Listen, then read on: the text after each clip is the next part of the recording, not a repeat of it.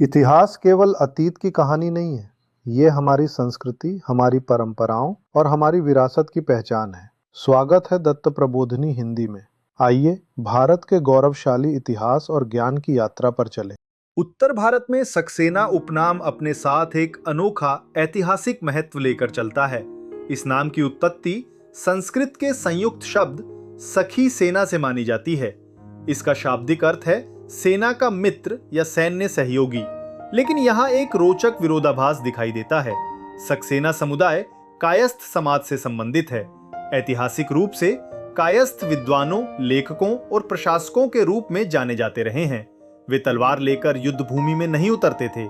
प्राचीन काल में केवल शारीरिक शक्ति छोटी मोटी लड़ाइयां जीत सकती थीं, लेकिन वास्तविक युद्धों में विजय दिलाती थी मजबूत प्रशासनिक व्यवस्था, कर संग्रह प्रणाली और सटीक अभिलेख प्रबंधन।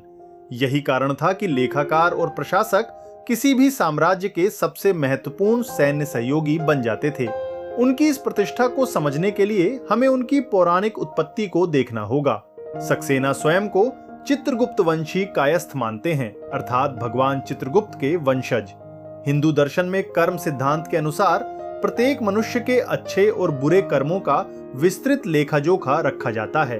भगवान चित्रगुप्त यमराज के साथ मिलकर इस दिव्य लेखा प्रणाली का संचालन करते हैं। माना जाता है कि सक्सेना परिवारों ने इसी दैवीय उत्तरदायित्व को पृथ्वी पर प्रशासनिक कार्यों के रूप में अपनाया।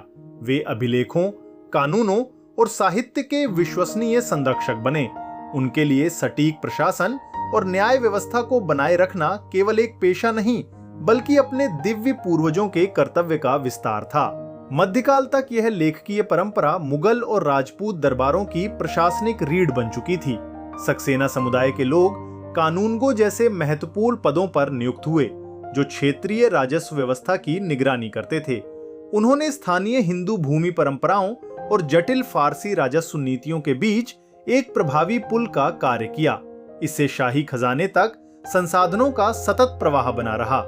कर व्यवस्था को अधिक प्रभावी बनाकर और दस्तावेजीकरण को सुदृढ़ करके उन्होंने साम्राज्यों के सैन्य विस्तार को वित्तीय आधार प्रदान किया। अगर आपको यह जानकारी पसंद आ रही है तो अभी वीडियो को लाइक करें और चैनल को सब्सक्राइब करें। सम्राट नए क्षेत्रों पर विजय प्राप्त करते थे, लेकिन उन्हीं क्षेत्रों को वित्तीय अव्यवस्था से बचाकर स्थिर बनाए रखने का कार्य सक्सेना प्रशासकों द्वारा निर्मित प्रशासनिक ढांचों ने किया। आधुनिक युग में यही प्रशासनिक और रणनीतिक कौशल राष्ट्रीय सुरक्षा के क्षेत्र में भी दिखाई देता है। 1999 में कारगिल युद्ध के दौरान गुंजन सक्सेना भारतीय वायुसेना की पहली महिला युद्धक पायलटों में से एक बनी। उन्होंने 17,000 फीट से अधिक ऊंचाई पर चीता हेलीकॉप्टर उड़ाते हुए दुश्मन की गोलीबारी के बीच टोही और बचाव अभियान सफलतापूर्वक पूरे किए।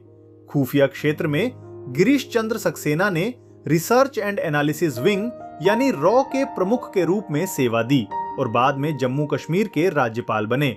उग्रवाद के कठिन दौर में उन्होंने प्रभावी सुरक्षा और खुफिया रणनीतियों का नेतृत्व किया। इस प्रकार समुदाय ने अपने प्राचीन दायित्व को नए रूप में आगे बढ़ाया। जिस सूक्ष्मता और सटीकता से कभी वे राजस्व अभिलेखों का प्रबंधन करते थे, उसी दक्षता को उन्होंने आधुनिक खुफिया तंत्र और सैन्य अभियानों में भी लागू किया। अब यह समझने के लिए कि सक्सेना समुदाय ने सदियों तक अपनी सामाजिक शक्ति और संगठन को कैसे बनाए रखा, हमें गोत्र व्यवस्था और कायस्थ विवाह परंपराओं को समझना होगा। इस परंपरा के अनुसार सगोत्र विवाह अर्थात एक ही गोत्र में विवाह पूर्णतः निषिद्ध माना जाता है।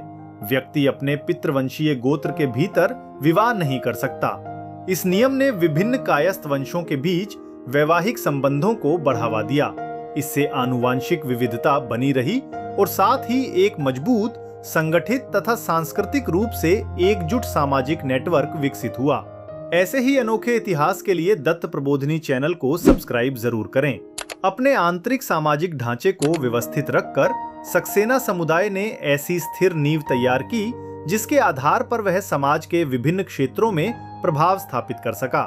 आज सक्सेना उपनाम पूरी दुनिया में दिखाई देता है। इस समुदाय के लोग वैश्विक तकनीकी कंपनियों, चिकित्सा अनुसंधान संस्थानों और प्रशासनिक सेवाओं में महत्वपूर्ण नेतृत्वकारी भूमिकाएं निभा रहे हैं। भारत में विनय कुमार सक्सेना जैसे वरिष्ठ प्रशासक दिल्ली के उपराज्यपाल के रूप में कार्य कर चुके हैं। वहीं लोकप्रिय संस्कृति के क्षेत्र में शरद सक्सेना जैसे अनुभवी अभिनेता हिंदी फिल्म उद्योग में 250 से अधिक को परियोजनाओं का हिस्सा रहे हैं। चाहे मध्यकालीन दरबार में कलम चलानी हो, हिमालय की ऊंचाइयों पर युद्धक हेलीकॉप्टर उड़ाना हो या किसी आधुनिक महानगर का प्रशासन संभालना हो, सक्सेना समुदाय ने हमेशा अपने नाम के अर्थ को सार्थक किया है। वे व्यवस्था के निर्माता हैं और राज्य के स्थायी सहयोगी बने हुए हैं। धन्यवाद।